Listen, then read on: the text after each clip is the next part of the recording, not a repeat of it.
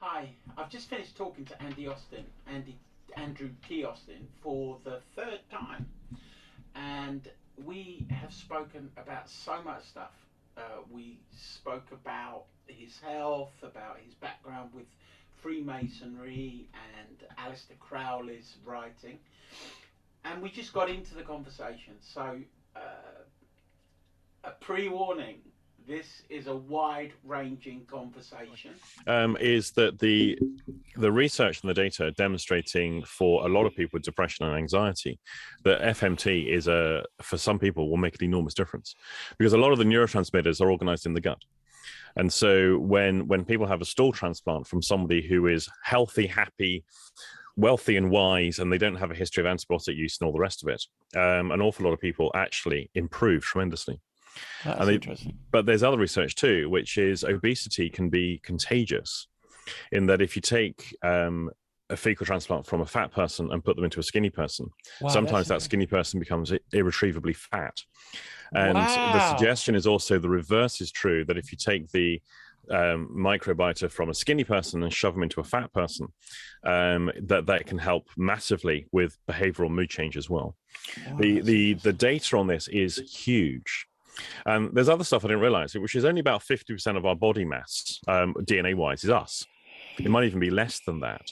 The rest of it is other stuff. Hold on. Slow down. So, say that bit again. Only right. So if we extract all the water from a human, 80%, and the matter that's left, we sort it out by DNA. Yeah, it's about half, or even less than half of that, will actually be you. The rest of it is all of the flora and fauna we have throughout our entire system. Yeah, no, we're an ecosystem of stuff. Yeah, and that here's other stuff as well I've been looking at. Microplastics. Yeah. So essentially, plastics are just getting washed out into the ocean, and they're going into the drain water. Essentially, what's happening is they're going down the drains and then being flushed out to sea. But they're also being flushed into rivers, then making it into irrigation and so forth. So plastic is constantly breaking down into microplastics. That's now in the food chain. And an awful lot of people, the evidence now shows that microplastics in the diet causes inflammatory bowel diseases in the plural, because it's a collection of different disorders, which may well be written off as IBS, that classic umbrella term. There's nothing more we can do for you. It's IBS. Now be gone. And the conditions linked to that, like fibromyalgia. There's a lot. Yeah, I suspect. I don't know. That's not an area I've looked at, so I don't. I can't comment it's autoimmune, but I'm only speaking. One of my daughters started off with IBS and seems to have developed symptomology of fibromyalgia. Yeah, I suspect that fibromyalgia is another one of those catch-all terms. It's a collection of different underlying disorders. That it's, again, you have fibromyalgia, now be gone, and go and find yourself a complementary therapist in the community centre support group, because we can't do anything more. Or have gabapentin. Oh yeah, they like that one. That's fashionable. But anyway, so the suggestion is that there's an awful lot of stuff. Like, did the ancient man suffer IBS? In its whatever IBS actually is, and maybe not. I mean, we wouldn't necessarily know, but they didn't have antibiotics. Now, a lot of antibiotics are very potent in terms of the effect it has on the gut. Yeah, and that can really disrupt stuff. Now, the reality is antibiotics are a huge lifesaver, and our population will be sizably smaller without it. And we're running out of them. I think we're at vancomycin at the moment, aren't we? Right, so that's the other one. Our antibiotic heyday is likely to come to an end within the next 50 years, I suspect. And so it'll be interesting to see what science comes up with. But at the same time, the antibiotic era and because plastics, what was that in the 50s? Yeah. When was plastic actually developed? 50s. Because if you look at medical history, you see the shift from glass to plastic around about late 50s, I think. And so we've got basically several generations that have had antibiotics and plastics. And that may well be the driving feature in a lot of depression and mood disorders, but also inflammatory bowel diseases, again, collectively. Because when people talk of these things, they talk of depression as a single entity. It's not a collection of different things. And the same with IBS. It's a collection of different things under the same umbrella. But anyway, so the research on fecal microbiota transplantation. Now, when it was actually Steve Andreas that introduced me to it. He was the one who, yeah, I'd never heard of it unless years back. He mentioned it to me because of my ongoing issues, and I was like, "That sounds disgusting, Steve." He's well, if it works, Andy. It's like, yeah, good point. Well, I mean, if we keep this in, I think people need to know what fecal. Say it again. Fecal microbiota transplantation. So here's what they used to do. Yeah, go on. It's hideous. It's really hideous. Demonetization on YouTube. So here's what happens. They essentially you take a steam-a-grate turd from a very healthy person. Now, the ideal healthy person, they've been screened. There's lots of websites on how to do this yourself. It's quite great. Oh God, I understand why you want medical professionals to do it. Hell yeah. So essentially, you take a steam turd from a healthy person who has no history of antibiotic use, no history of mood disorders, and otherwise, in all the biometric markers, is otherwise completely healthy. And then what they would do is put it into the kitchen blender, and then put it into a ice. You know those things you ice cakes with. Squeeze it. Right, shove it in one of those, up it goes. Now, that was how the original fecal transplants were done. And then the experimentation went into, okay, what if, because everyone has a different microbiota in their gut, you take it from a number of healthy people, so you get a broad spectrum. Right, that would make sense. The results are astonishing. And that's the bit that is undeniable, is the effect it has. Now, the technology's moved on now because we can basically take cultures, bacterial cultures from things, and keep reproducing those cultures. So these days, you don't have the actual poop.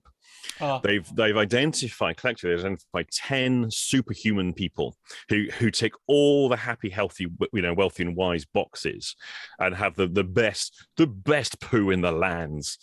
And essentially, they have been cultured. And now the way FMT works is you have it over 10 days, usually with a 2-day break in the middle. So it's 5 days, 2-day break, 5 days, and on each of those days, you get an injection up where the sun don't shine, of the said bacterial cultures. And then you have to lay on your left side for a while.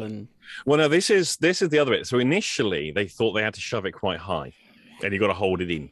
But now they actually know you don't have to at all. It can go in no differently to a suppository, because effectively what you're doing is you're infecting the system.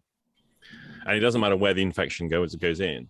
In the US, they developed the capsule. So basically these are capsules that survive the stomach acid, and then degrade in the colon, and that's another way it's being done, but that's more expensive, right? Because to develop those capsules is a costly process.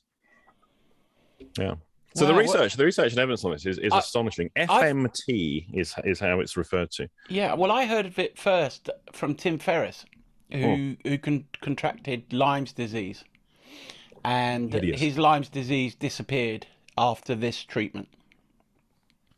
There's other issues too, and this is you'll see this on things like Mumsnet, where people refer to this, and it's the seeding that happens, and you'll probably know more about this than I do, about from the birth canal. So child being born, squeezed out into a brightly lit clinical room, basically gets coated in vaginal juices and bacteria. Yeah, and feces, because don't forget they come out facing the anus.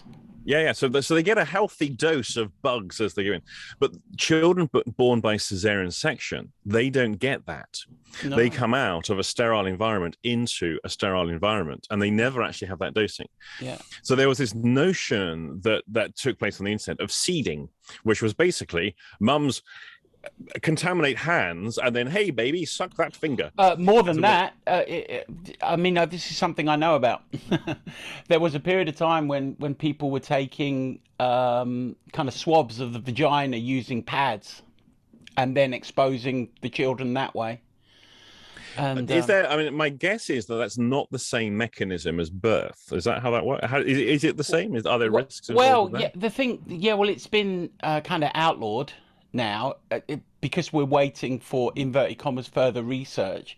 But there's a brilliant film and book called The Microbiome, and she's been on this show and spoken about her work, and she's adamant that the epigenetic effects going in a short period of time, probably just 75 years, of this increase of cesarean birth is going to be massive because of the impacts on the microbiome.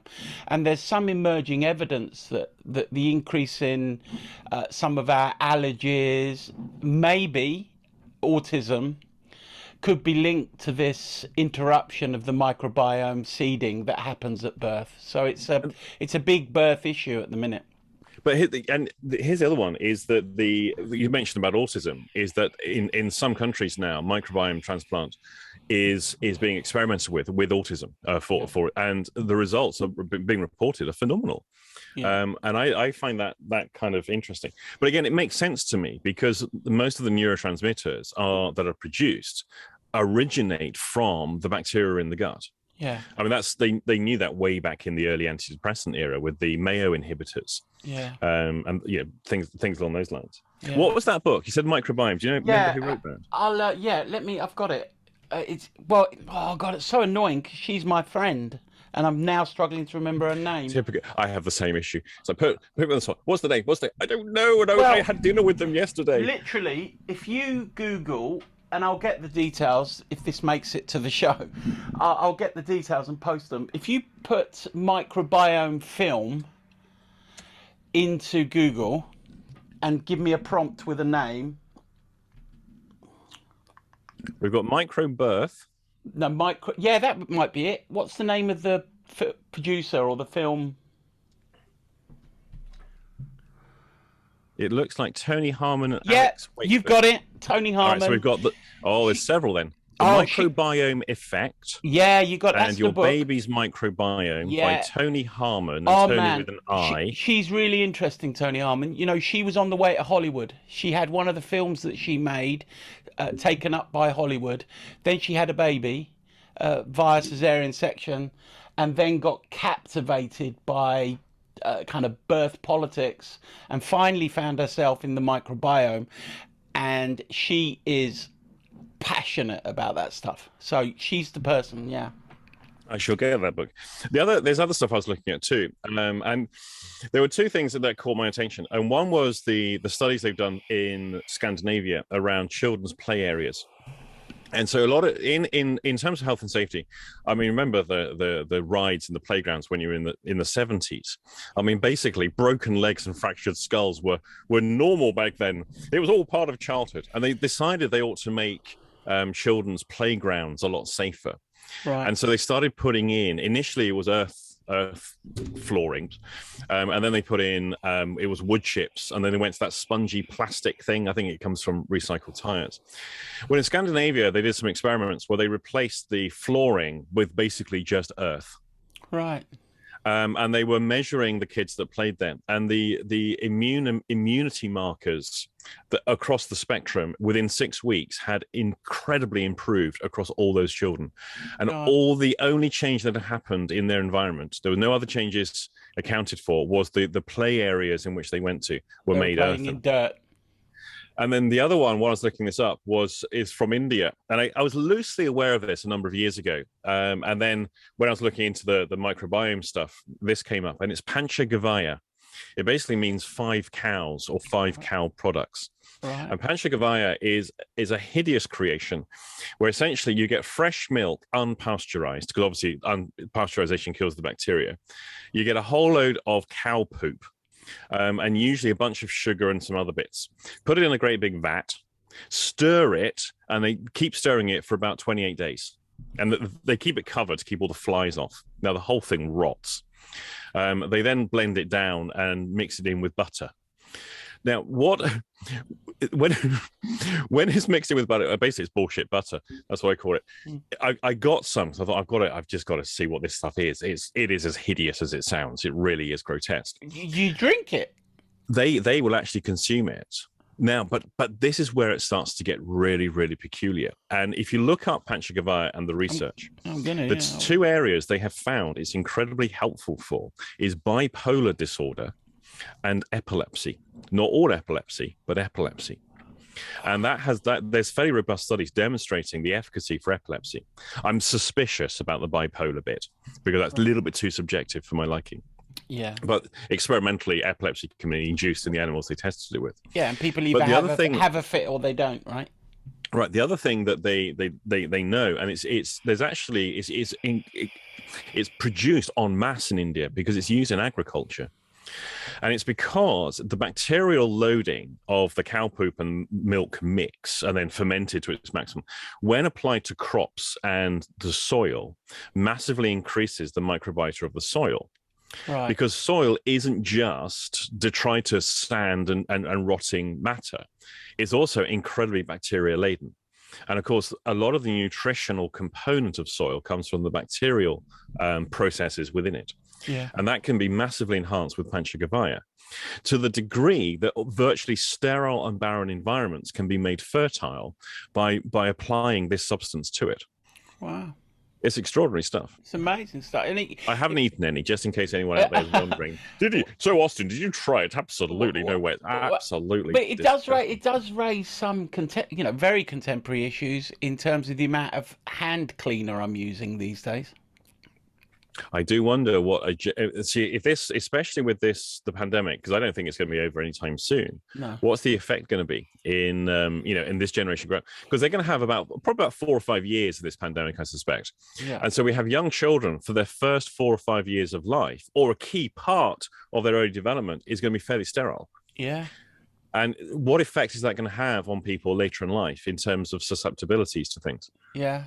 And, talking about birth, when I started in 91, midwives were paranoid about cleaning the perineum and all the rest of it. Oh, yeah, Q-tips. You get paranoid about, keeping it clean. And then as I started to learn this stuff, you realise that you keep your hands away and the baby is born, right? Yeah.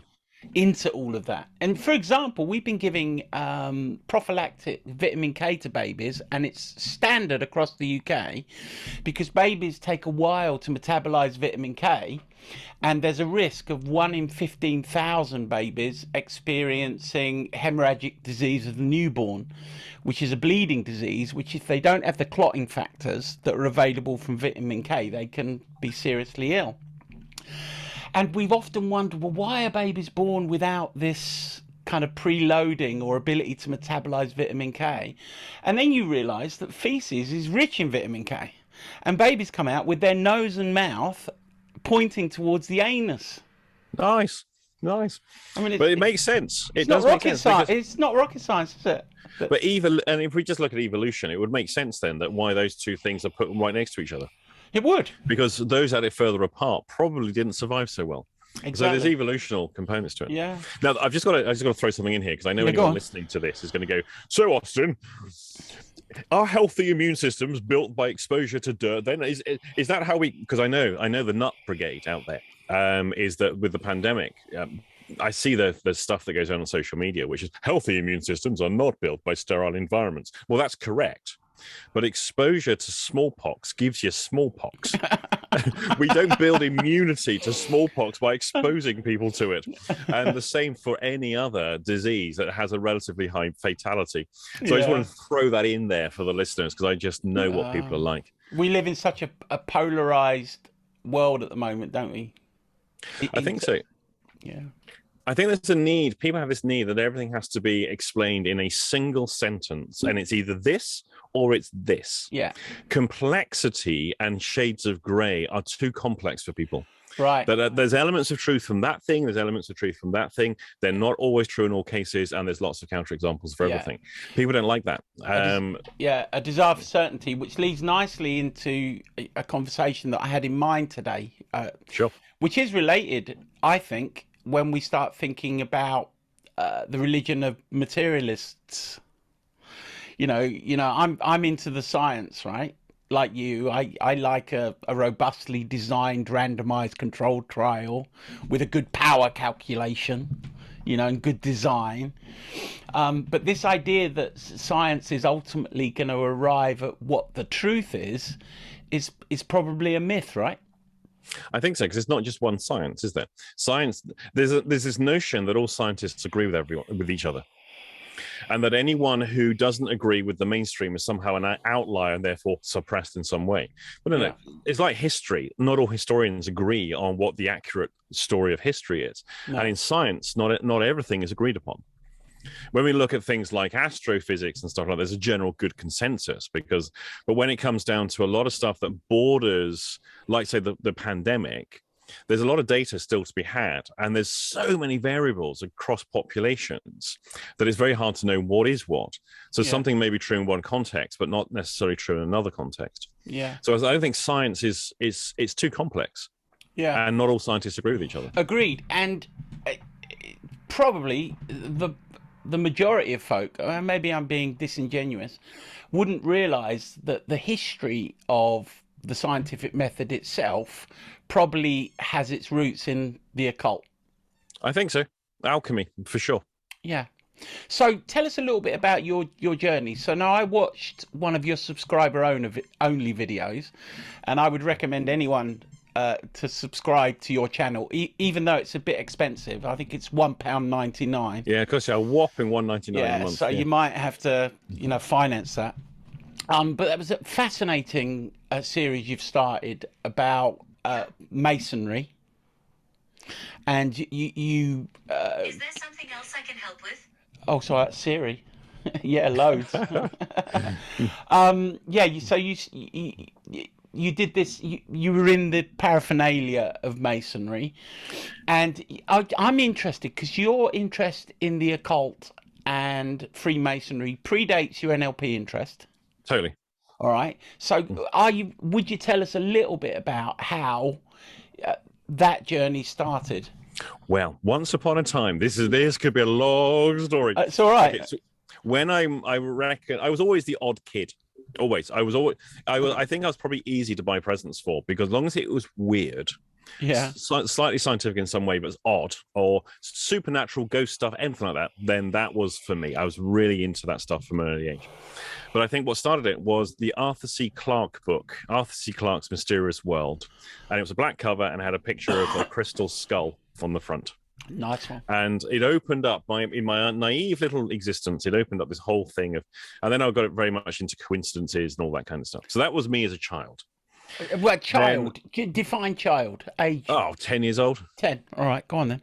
And I was always into biology, fish, aquatic life, rivers.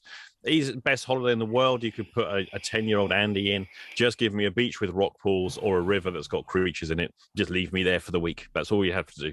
Lovely. So I was always into that kind of nature type stuff. Then when I was 18, I got interested. I basically bought a tarot deck. I was in Covent Garden. So a group of us students went up to I think it was Christmas time, to Covent Garden Market. And I saw a stall there selling tarot cards. And I didn't know. Aleister Crowley, trough. Right. Well, I had absolutely no idea. Hundreds. This guy had hundreds and hundreds. And I said, well, which one do you recommend? He said, oh, people like this one the most. And I had no idea. And it turned out to be Aleister Crowley's deck. Now, I had no idea what this was. I just like the pictures, pretty pictures. Lots of secondhand bookshops in Portsmouth. And one of them was owned by one of the Masons. He actually was running, I think it was whatever, in the Masonry in Portsmouth. And then virtually next door, was another bookshop. I became a regular after lectures on every Friday. I used to go around and buy up all their occult books, and they started keeping them by for me. And my Crowley collection. I mean, my God, a lot of these books I gave away. They sell for like £1,000+ these days. I gave them away because I had no idea. You see, it was just an author, and I really liked his writings. I learned a lot. So as a student, that was my entry into it, and I started looking up on things like the Golden Dawn, Israel Regardie, and Kabbalah with a Q. So that instead of going to lectures and learning about nursing, my 3 years as a student was spent partying and studying Crowley and Regardie's work.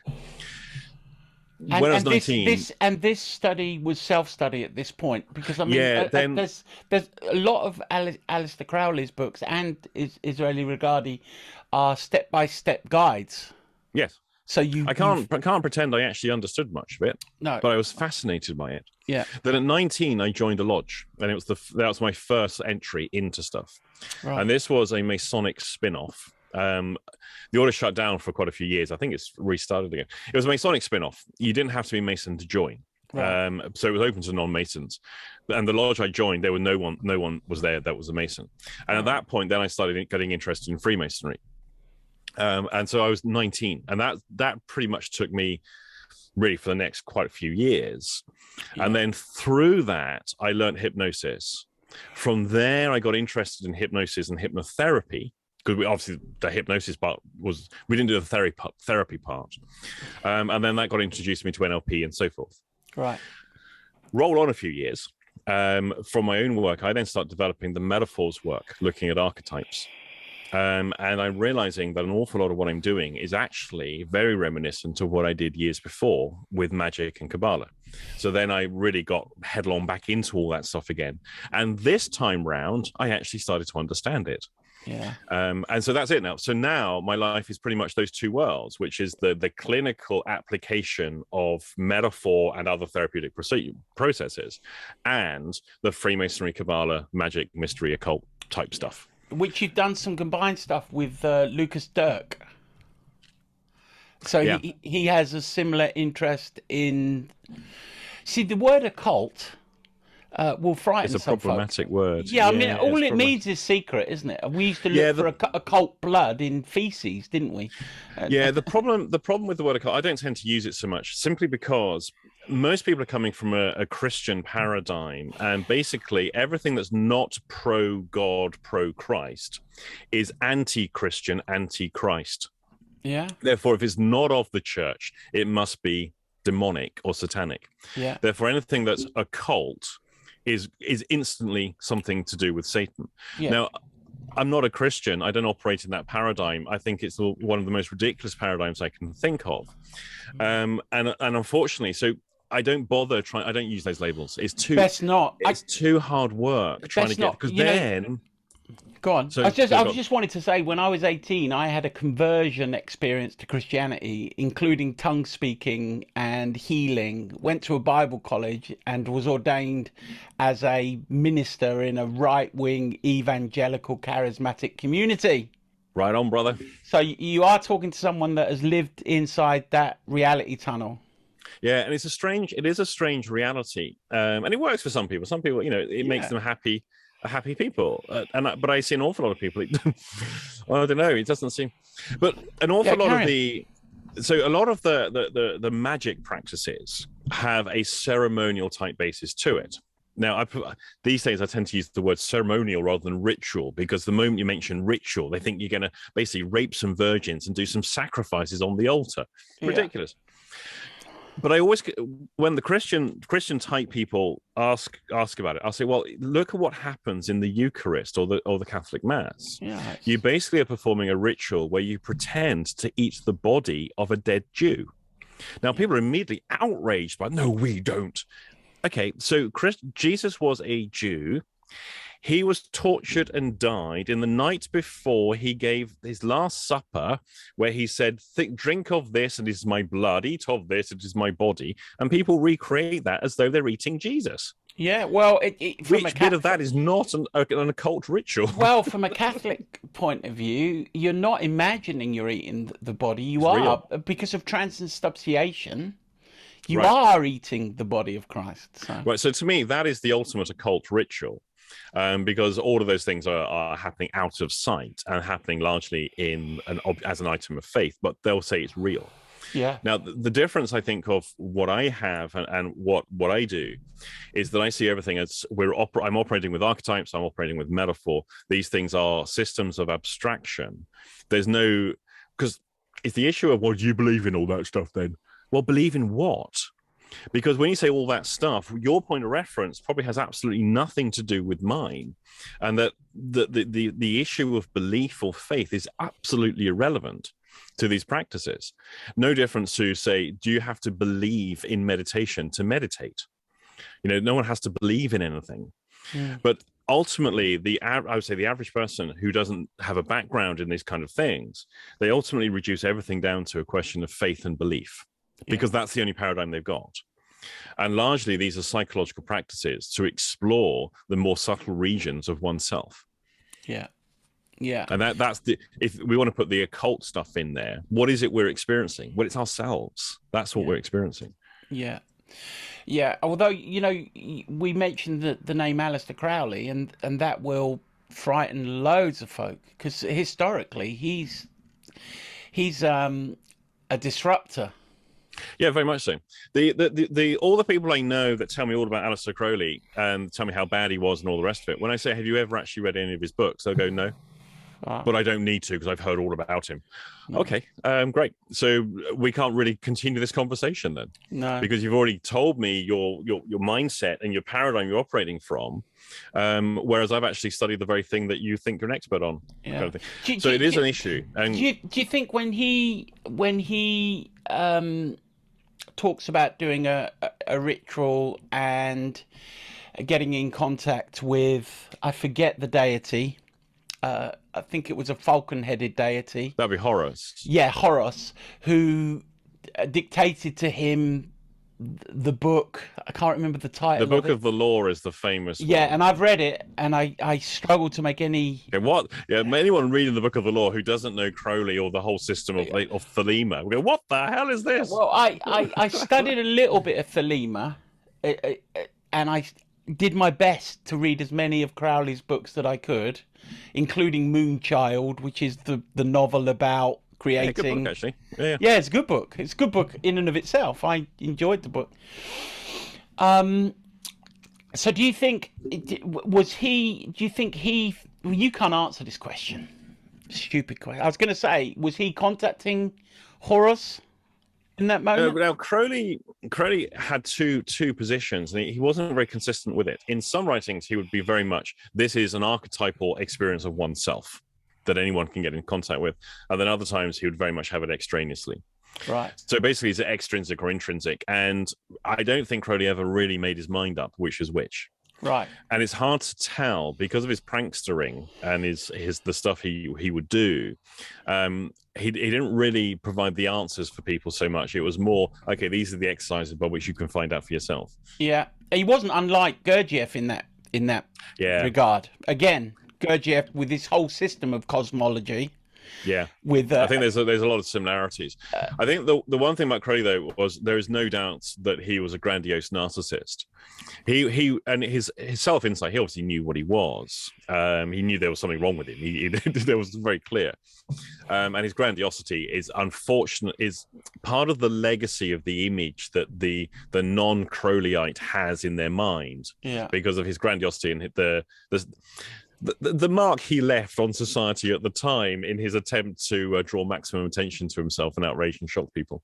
Yeah, I get that. Although I gained a bit more insight into Aleister Crowley through reading The Cosmic Trigger, the first one in Anton Wilson's series. And that book is just a mind fuck.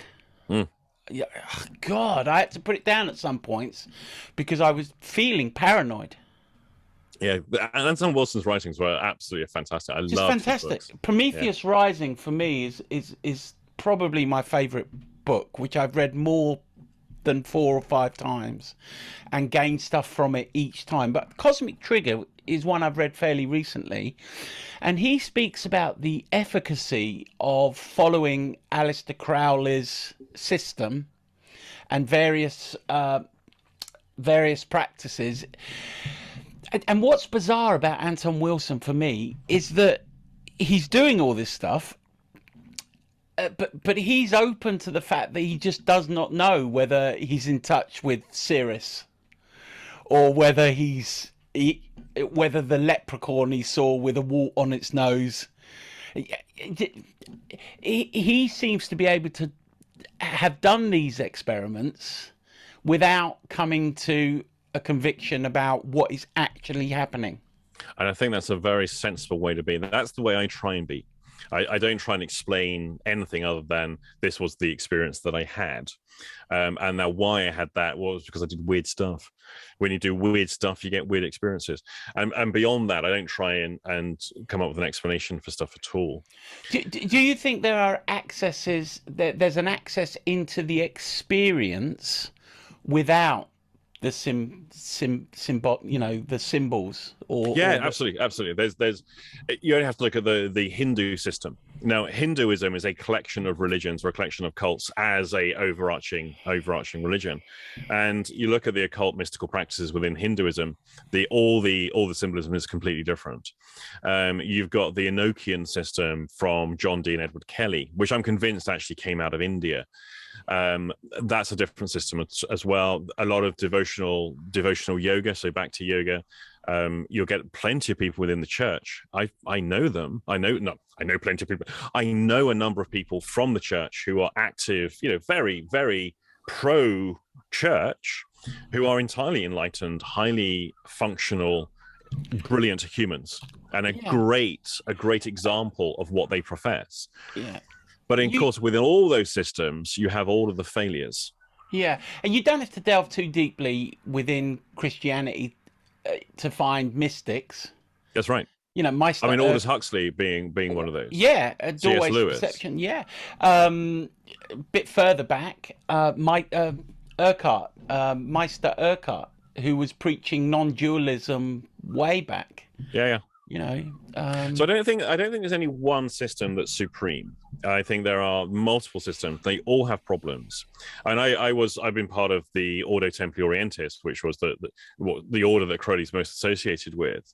And I saw both extremes: the completely dysfunctional human being and the the person who I think, wow, that is the role model to have. But I saw plenty of people who I thought, ooh, you're not good examples of the initiation system here. Do you think they attract narcissists?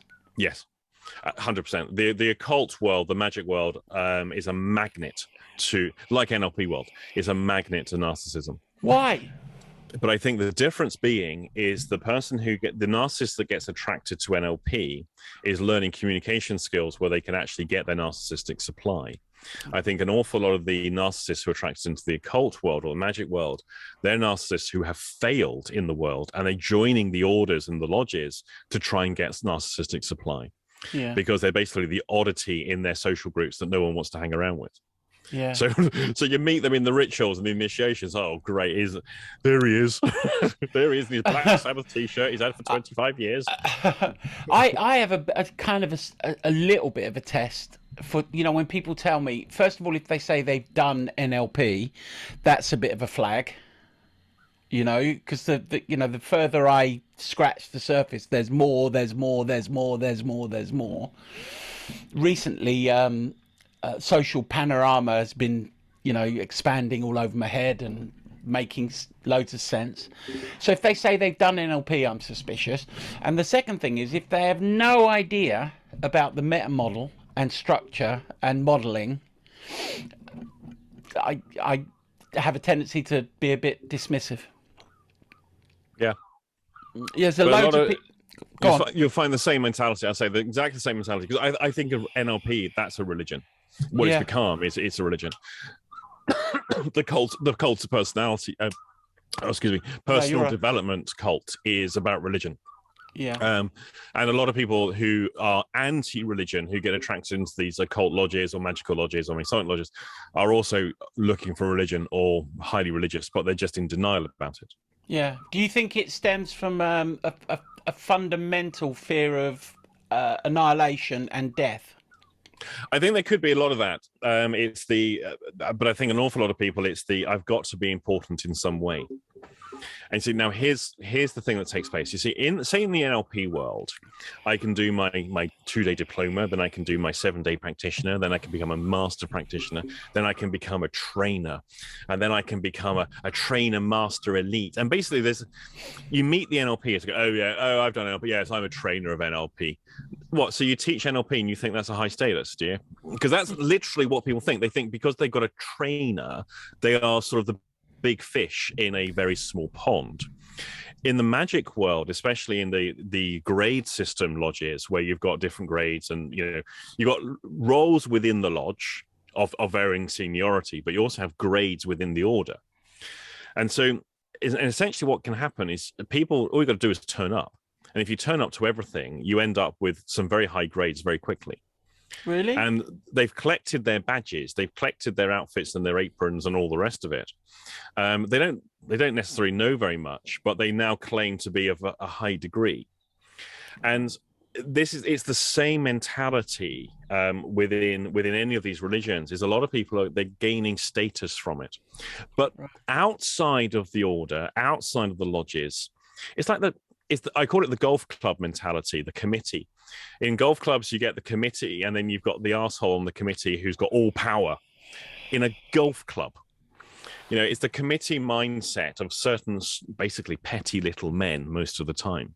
Yeah, middle and managers. A lot of those people get attracted to insular clubs because they can become a big fish very quickly in a very small pond. Yeah. And then they start to shape the mindset of that particular group. Yeah. There's a lot of that goes on. I saw your video on modelling, and take your point about modelling. I think we both agree that at the inception of the model of NLP, you know, modelling is the core technology, and everything that flows from that is the fruit of the modelling process. Now, on every NLP course I did until Peter Freeth's, if I'm honest, modelling was just, I don't know, I didn't know what I was doing really. You know, I was doing my best. I don't think most NLPs do. I was doing my best with the meta model to understand language, but I think on one course we had to do unconscious assimilation, you know, and then from that we were to devise the pattern that we'd uncovered. None of it was. You know what that is? You know the technical word for that? It's bullshit. Yeah, and that's the kind of nonsense that gets taught on the courses when they've got to fill the time. Yeah. Now they've got to justify the fee that everyone's paid. Yeah. Now it's very different on Peter's course because Peter models in a very different way, largely based on language structure and unpicking the point at which the expert makes decisions or distinctions, and of course the expert doesn't fucking know. So if you ask the expert how they do it, you'll end up with a recipe, but you will not end up with the unconscious to the expert points at which they make distinctions. Yeah, which is what makes them expert at what they do. Yeah, I think my problem with the whole NLP modeling thing is, where is the evidence of it? Because I'm simply not seeing any great progress in human excellence coming out of NLP. No. All they're doing is producing more NLP models, but I'm not seeing anything. What single breakthrough for humanity has arisen because some NLP people modeled excellence and replicated that to more people? So you got more minds on this particular issue, therefore the problem gets solved quick. I don't see any evidence of that whatsoever. If that's your kind of measure of the kind of fruit that you want to see, I agree. If improving the training program of some organization was your measure, I would point to Peter's work. Yeah, okay, I understand. Yeah. So, but if you know what you're talking about is those kind of transformations, I agree. But what Peter did for me in his training was just turn the light on something I'd missed, which is, you know, if you ask an expert how they do something, they will give you a metaphor because they don't know. Yeah. You know, if you ask me how I drive a car, I don't really know anymore. I don't know the subtle distinctions and differences I'm noticing just before I take an expert action. And I think what Peter's course did was just shined a light on that. Actually, language will reveal something of those decision points that the expert themselves are not aware of. Yeah. Anyway, just thought I'd talk about that for a bit. Well, I've enjoyed myself. We've been on here for nearly 40 minutes. Is there anything? I've got loads of questions about the Magick stuff. Ask me the questions about the Magick stuff. Well, you've got your own order, haven't you? No, well, sort of. Tell us a bit about that, because I know you can be a distance member. Yeah, this is the Historia Illius Itinerarius, which basically means the story or the meaning of the journey, or the history of the journey, or the history of the story of the journey. There's lots of ways it can be interpreted. Yeah. Now, this is the esoteric arm of the work I do in metaphors. Right. So in the metaphors training, essentially, I teach a whole load of stuff. I set a bunch of exercises. You go and test out the exercises, then build on what comes out of that exercise. There's more stuff to be taught on that. And then we accumulate teaching as we go through the course. There's a lot of stuff I can't teach, simply because it requires a lot of background study for each of the micro points. And this is the stuff around the archetypes. Because essentially to to begin with, it's a fairly advanced level stuff. It requires a huge amount of background study. So I separated out the esoteric work from the metaphors of movement work, and put all of that body work into the Historia Ilias Itinerarius. I got it. So one is a kind of like a public face. Yep. Where people will be able to take the model and find everyday applications of it, and the other is a far deeper delve. Yeah. Got it. The model I followed, I took the Masonic structure. So effectively, the work is organized into grades and into lodges. So we actually have the lodges are actually the study group, where people learn very complex things, but they're only going to learn a piece of it and then teach that to each other in order to get people to understand the overall concept. This is where it becomes a problem. It's a hard sell, this, because like, okay, so what is it, Andy? I can't really tell you because it will take you years to get you to understand it. Yeah, that's frustrating. So what I've done is we've created an initiation ceremony. So in theory, if we had enough people in one geographical location, you would turn up to a hall somewhere, except you wouldn't be allowed in. And you're about to, at some point, you're invited in, and you step into a drama where everyone else has got the script, you haven't, and you've got to basically work out your role within the drama. Now, the drama itself is essentially laying down an experience, which are the core precepts of what the Historia is about. Now, the initiates, the person who's like, what the hell am I doing here? As they're standing there with their blindfold on, going, I don't know what's happening. They're not going to understand any of it. Okay, they won't. It's like, what the hell is this? However, as they then go through the study papers and go to the meetings, now we've got points of reference that everyone in theory would have in common. Yeah. You remember that moment in the ritual where that thing was said? That's what this is. They now have a practical, contextualized reference point. Yeah. So the idea is to give people a reference experience that then in the first degree study work is then explained to them. If we try to do it the other way round, they've got no point of reference to understand the stuff that we're talking about. Yeah, I understand. I get that. And not unlike primitive cultures and still cultures today that have embedded rites of passage into the cultural norm. Right. Now, so a boy becomes a man.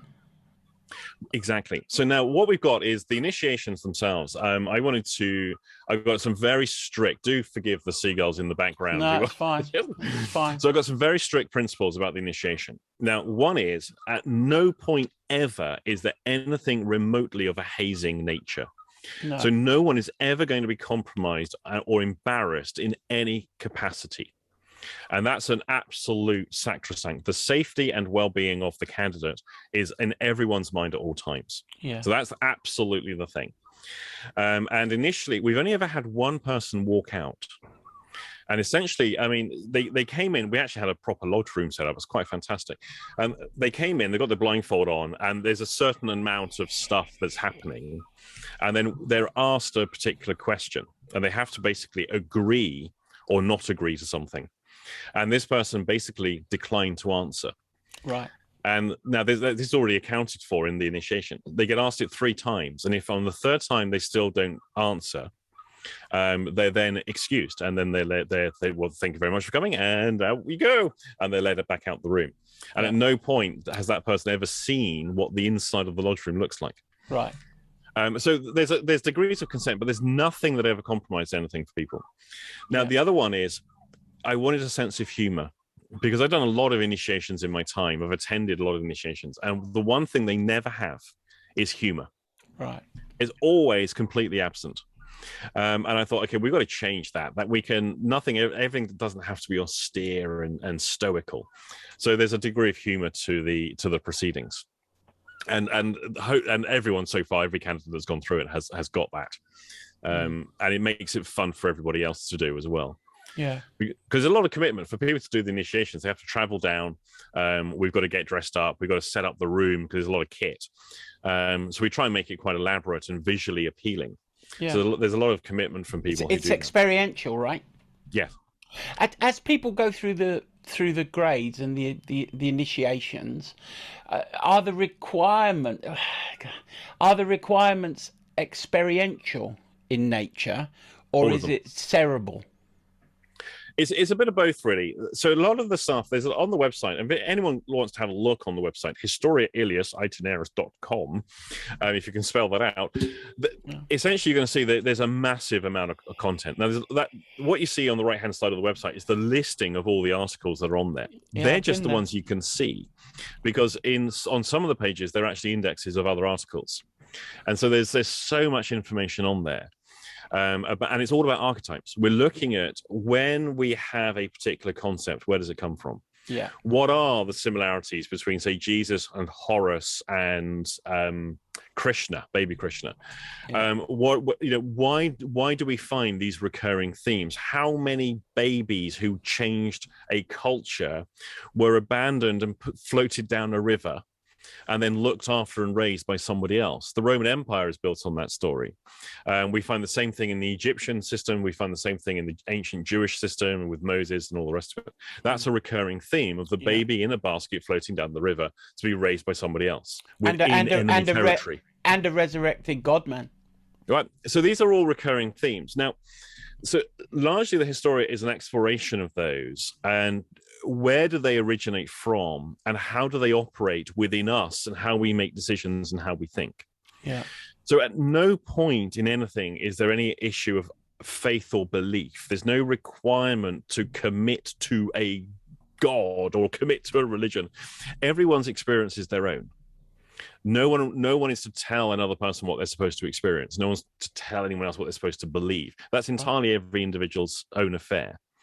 And the Historia is an attempt to look at basically comparative sociology, comparative religion, because that was the operating political thing of the time, and how that shapes how we think today. Yeah. Events from 8,000 years ago shape how we think today. Of course. Yeah. And that's what the Historia is about. It's fantastic. And you can't talk about numbers of people that have 65. got involved. Oh, you can. Yeah, it's only small. It's only small. That's a rubbish I'm secret hoping to get society. If you can't. No. We keep membership secret, so no one's going to be embarrassed by stuff. So I never tell anyone else who. One of the rules is no member may publicly identify another member. A member can identify themselves, but no one else can agree with that because they're identifying them to be a member. No, I get that. So there's a privacy component, and that's just for because there's a lot of nutters out there. Yeah. Now, go on. The other thing I wanted to just say, why did I make it secret? Because everyone has to sign a non-disclosure agreement, which is basically when you join, you're not going to reproduce this somewhere else. Now, why have I done that? Because of fucking NLPers. Yeah. Everything I have ever produced, and I've produced a lot of work, the moment it's out there, NLPers across this planet rip it off and claim it as their own. Yeah. And I'm sick of it. And so, in part, the making everyone sign a non-disclosure, but also limiting access, because I've turned quite a lot of people away. Yeah. A lot of people wanted to join. I go, no, you're not joining because I know your history. Yeah. When people have demonstrated a complete lack of integrity and are quite happy they're in it for the status, they're in it for what they can get out of it in terms of wealth and status, and look at me, aren't I important? I don't want those people. No, I'm guessing that the goal is expanded consciousness, isn't it? Whatever. People will have their own. I think they will have their own particular goal. Really? And ultimately, for me, this is about finding different aspects of yourself that you wouldn't otherwise have access to. Right.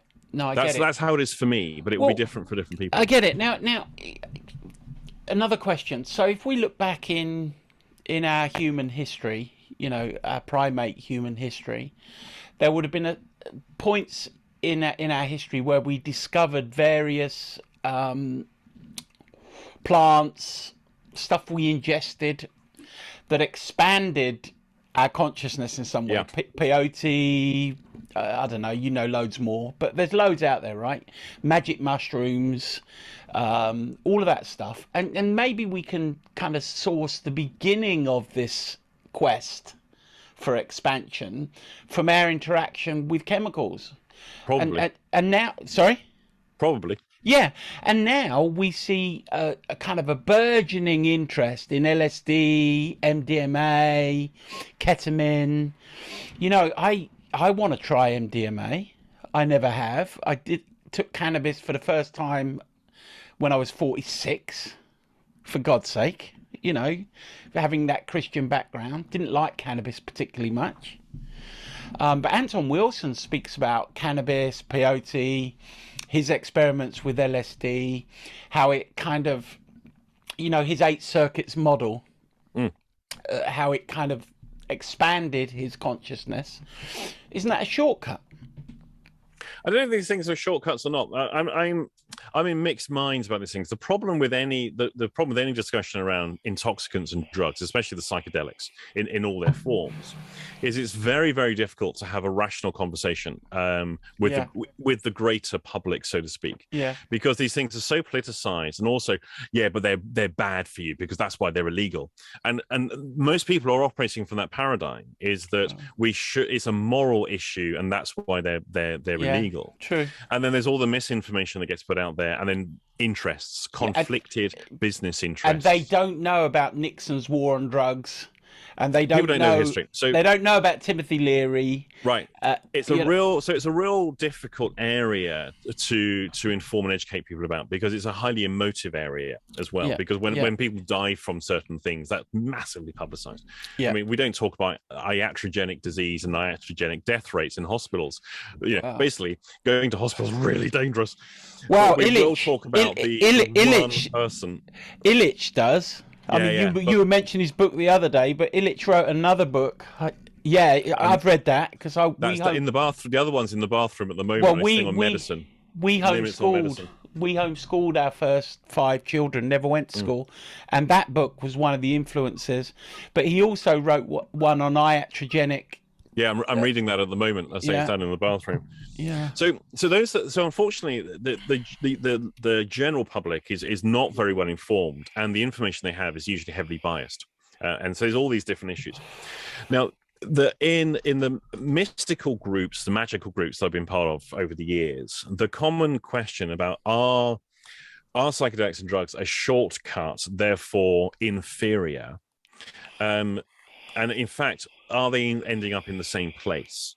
And that's a philosophical debate, I think, that will never be resolved. Right. I think I've pretty much achieved both through both mechanisms in my life. Yeah. I don't see one as being a shortcut, but I don't see them ending up in the same place. Okay. I think there's similarities, and I certainly know that the clinical data on certain chemicals in terms of what they achieve. For example, microdosing with either mushrooms or LSD, the data on that is phenomenal. Yeah. And I was absolutely delighted to see that on Netflix, they have a film called 9 Perfect Strangers. Yeah. And this is a film about a clinic that does microdosing. I saw it. No, it was mad. And what I loved it was because they raised, the film is about the ethics of it. How far do you go? That's the question. But actually, it's the first positive psychedelic story I've ever seen. Yeah. And somebody yesterday told me about the other one on Netflix, which is about people's positive drug experiences. I've not seen this yet. And I'll be checking that out later in the week, which is another feel-good story about people's experiences. Well, we're getting a lot of data coming out of some of the London hospitals about MDMA and its impact on treating those that have been given a diagnosis of complex PTSD, for example. Right. Now, the problem with this, and this is where these researchers then they become social media headlines and they become clickbait articles, which is what now the majority of humans get exposed to, is a clickbait headline, which they then repeat and share, but never actually read, or worse, they do read it and it's highly biased, but they never actually go to the source document. No, true. Now, the problem with that is now we have a lot of people going, but we know that psilocybin cures depression. No, it doesn't. There's no evidence that it cures depression. No. It changes markers, psychological markers, which in some depressives are the thing that lock them into the depression. Yeah. So we know, for example, certain strains of cannabis and certain hallucinogens increase the value of openness. Yeah. So the right-wing, closed-minded depressive is much more likely to be helped by psychedelics than a liberal hippie depressive. Got it. Yeah. And so because it's not depression that's getting cured, it's the personality markers that lock in certain experiences are being affected. Yeah. And that's where the results come. Well, the interesting thing about Timothy Leary, because he's cropped up a lot, I've read some of his stuff as well. He felt that we were seeded by extraterrestrials, by the way, and that our journey is back to the stars. Starseeds theory. Yeah, that's a very common theory. Yeah. And I used to think, oh, God, that's wacko. The more I read, I think, oh, bloody hell. Whole chunks of the DNA that we just don't know why it's there. Yeah. You know, about 30% of DNA, I think, we know about. The rest of it, it's mystery to us. We don't know what it's for, even. So, but he who ended up being cast, he was the public enemy #1 in America under Nixon, went to prison for 20 years, escaped, by the way, because they classified him for prisons based on his own personality thing. He was assessed by his own personality. Yeah, exactly. Yeah. So he got an open prison, ended up escaping. Well, the weathermen got him out. That's right. They busted him out. Yeah. That's right. Anyway, even he was saying way back then that you should be taking this stuff, and what's really important is setting, and dosage. That's right. So he was saying, yeah, by all means, this is going to expand your awareness, but setting, and dosage is crucial. And this is where I despair with how people use drugs.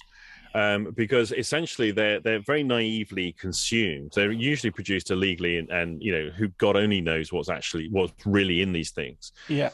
But then they're taken as a party drug. Yeah. And my experience of people's drug use is like, I don't know what to say, really. I just think you're given the keys to the kingdom, and you've just done the classic thing of being utterly lazy and got high at a party. Yeah. And that's it. No mind expansion, no actual development of self, no investigation into stuff.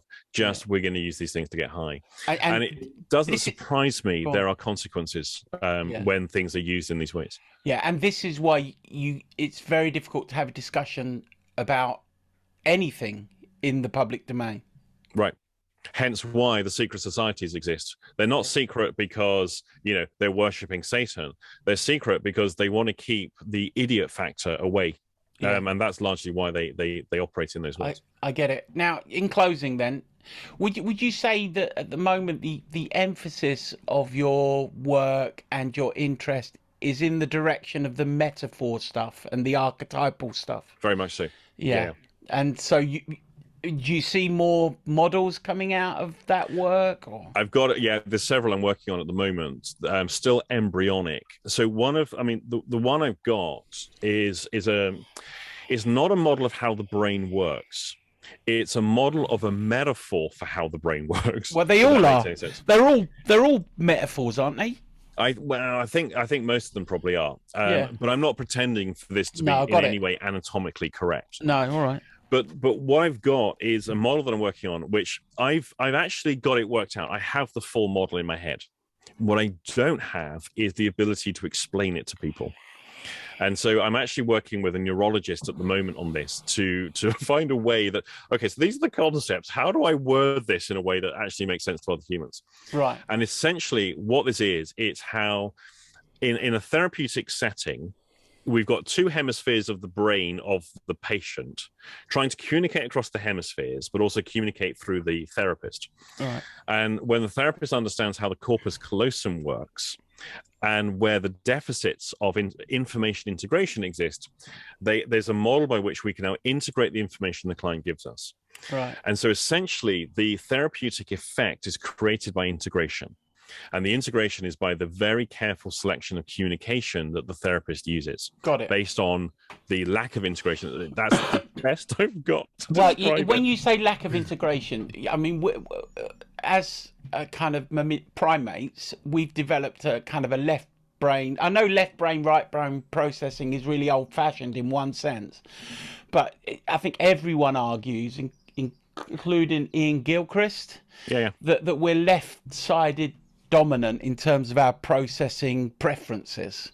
Yeah, society is very biased in that way. Yeah, and that all the right brain stuff that seems quite spooky, right? Yes. Until you look at North Korea. So this is where the model started to emerge for me. So I started looking at how nations control their populace. Now, North Koreans have mastered it. Now, how did the North Koreans control their population to the degree they've managed to do? It's very simple. They control the right hemisphere. In the West, in the developed world, organizations, government organizations all the way down to employment organizations, govern people by logic and left brain stuff. Right. The North Koreans don't. They govern by right hemisphere. What if North Korea? What's the biggest thing you'll get you in trouble in North Korea? An art piece that is countercultural. An expression that's countercultural. Look at the great theaters they put on, the great ceremonies, the great displays, the great works of art, the state-mandated music, the state-mandated dances, the state-mandated artistic expressions. Across everything, they dominate right hemispheric expression. Wow. And that is how the North Koreans have perfected population control by dominating right hemisphere. Did you stumble upon that yourself, or have you been led to that conclusion? No, it's in part. I think it's something I've come up with, but it wasn't an original thought on my part. Well, they never are. They never are they? No. This is based on, I mean, so many different writings and studies and neurology stuff that I've read. I've got Gilchrist's book, but it's this thick. Yeah, it's new one, you mean? Oh, the Master and His Emissary. Oh, Somebody recommended it to me. That's a really good book. It's this thick. Yeah. So I will get to reading that at some point. Yeah. Hey, that's been. Thank you for spending so much time chatting. I don't know how I'm going to edit this, if at all. I wouldn't bother. Just keep it as it is. Yeah, and I really regret not recording my comments about my history with depression now. Well, I'll do that next time. Yeah, but just in closing, because we started off talking about the fecal transplant and the impact potentially on low mood and depression. Do you have any kind of supportive type statements or advice? You probably don't give advice, right? To someone who is having a challenge with low mood and depression. I don't, because that's too generic. The one thing I always tell people is, if you've got, especially if it's a chronic issue, doesn't matter what the health issue is, doesn't matter what it is, whether it's a depression issue, whether it's a pain issue, whether it's a cancer issue, doesn't really matter what it is. Right. You've got to become an expert in that. Yeah. Not just like, oh, you're going to read some articles online, look at some clickbait articles, then go back to Facebook. No. You need academic level, degree level, PhD level knowledge and insight. You need to become the world's absolute expert on every angle, every facet of that disorder. Yeah. What absolutely amazes me, and I think Illich, I haven't read that other book yet, Illich would probably agree, which is, don't outsource your salvation to God, Jesus, or any other deity, or most of all, a doctor. Yeah. All of those agents are very, very helpful in some cases, some of the time. Yeah. But if we literally outsource responsibility of every aspect of our health to others, we're going to be in trouble. Yeah. And especially, I say, when you look at iatrogenic disease and the consequences of treatment, which people don't think about. Mm-hmm. So it's to become an absolute expert. Yeah. And here's the other thing. What's your future planning in handling it? You see, one of the things we don't do is we don't invest in our future self. At some point, we will become old, potentially old and infirm and decrepit and reduced mobility, reduced memory, and so forth. And people wait until that happens before they come up with a plan. And usually it's too late to come up with a plan. Yeah. Well, how about actually taking account for how your future life is going to play out and start developing both strategies, resources, but investing in your future self? Yeah. And this is what people don't do. They work only reactively. So when things are going well, they don't invest in their future self. Mm. And most of the time, I think depression is a sign that says, how you are today, you didn't invest in this moment, did you? Mm. You've just let it happen. It's just arrived and you don't like it. Why? Because there was a lack of pre-planning and investment by your past self. Yeah. Well, right now, you're the past self of a future self. Start investing in that guy. So every day he looks back and goes, thank God that younger me did those things. Yeah. Thank God he saved that money. Thank God he improved that relationship, apologized to that person, whatever it is.